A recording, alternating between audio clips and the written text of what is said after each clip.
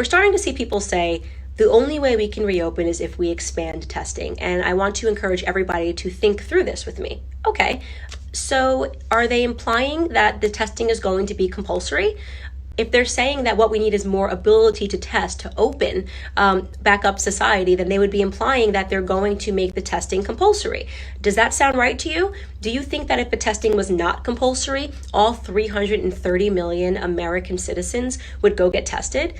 There has been a lot of hype, a lot of promises, a lot of politicians saying things that we need to do to get back to work. And it is so important that in a time where people are feeling fearful, that you don't subscribe to things that really just don't make any sense. It sort of is the reason why I've been questioning the 6 feet social distancing rules, and there's no empirical data that's proved that that's helped when you look at Sweden or you look at Tokyo or you look at the plenty other countries and even states that aren't doing that. Case in point, South Dakota never shut down. They never implemented any of those policies because the governor, Kristi Noem, deeply believes in freedom, and they have 6 deaths to report. We know that Florida has more hospital beds available today than they had starting in February when this pandemic began, and Ron DeSantis really held out. He was the last governor to shut anything down and the first one to immediately say we're reopening the beaches. So there's just way too many instances that we're seeing where people are taking opposite methods and having better results than people that are taking the most extreme draconian measures to fix things, like New York City and Governor Cuomo. So I wanted to just talk about what we're seeing now. We're starting to see people say the only way we can reopen is if we expand testing. And I want to encourage everybody to think through this with me. Okay, so are they implying that the testing is going to be compulsory? If they're saying that what we need is more ability to test to open back up society, then they would be implying that they're going to make the testing compulsory. Does that sound right to you? Do you think that if the testing was not compulsory, all 330 million American citizens would go get tested? Because they won't.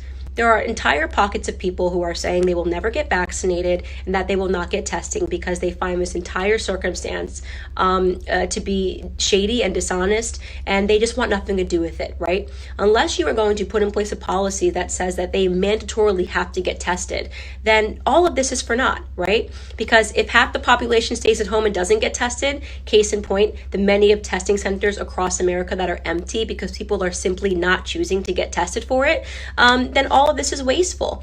Then let's ask the question, okay, let's say you do make the testing compulsory. Let's say they say every single person in America must get tested for COVID-19.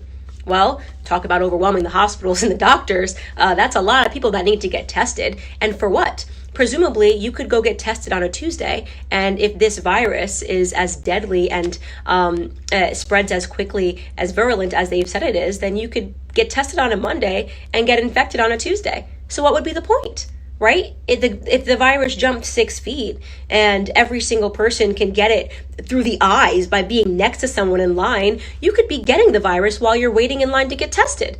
None of this makes any sense. This is just more doublespeak, political doublespeak, more promises.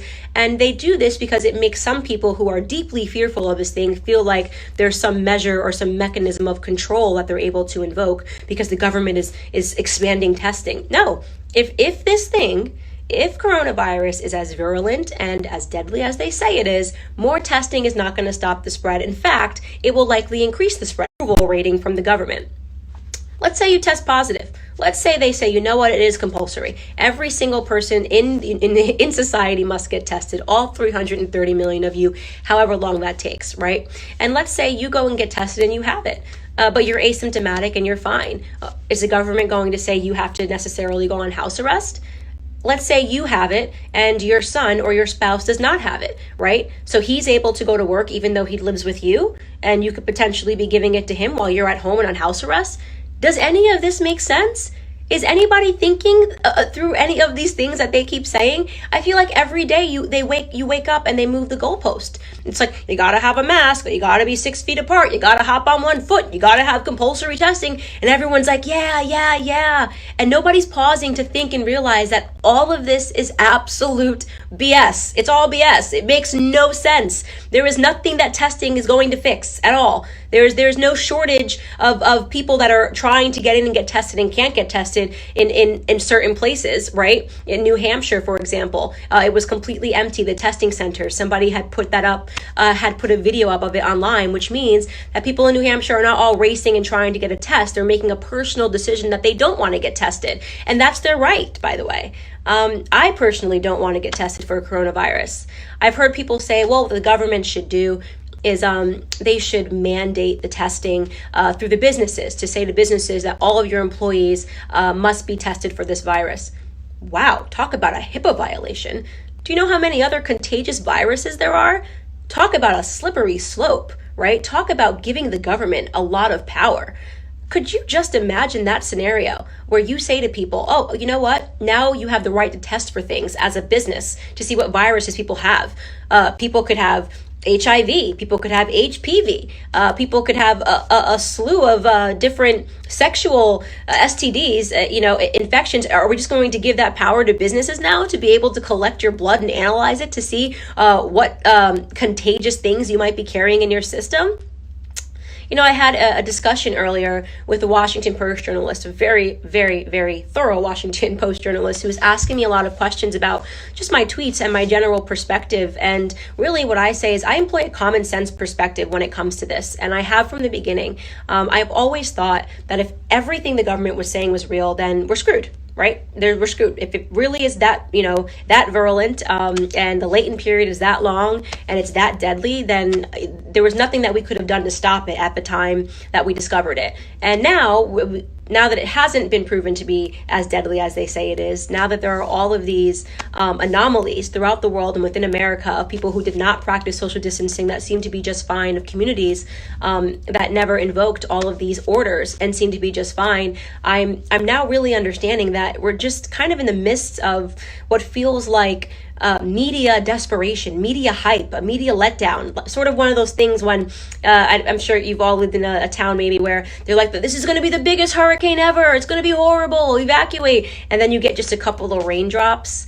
That's kind of what this is chalking up to be, a forecast of a hurricane, and we're just getting a couple of raindrops. And I think that rather than be honest and come to the table and say, hey, look, we got some things wrong, but we think people should practice these safety measures until we know more about this virus, which would make us deeply respect the epidemiologists and the people that have been moving the goalposts. I would respect them if they said it was too early for us to know a lot, and we're still learning more. But you know what? While we're learning more, get back to work. Right? Be careful. Wash your hands a little bit more. Wear a mask, maybe. I'd be okay with that. People said, you know what, wear a mask, be safe. But this whole idea of just constantly moving the goalpost and now saying that you're going to make, people try to expand testing as if that's going to put a dent in anything. It just goes against common sense. And I think that it's really important that every single person just consider the things that I'm saying. Ask the people that are running your societies, your governors, your mayors, your senators. Start demanding answers. And most importantly, don't believe everything that you see in the mainstream media. They don't know what to do with the fact that at the moment, it looks like this is going to be a situation where they have even more egg on their face.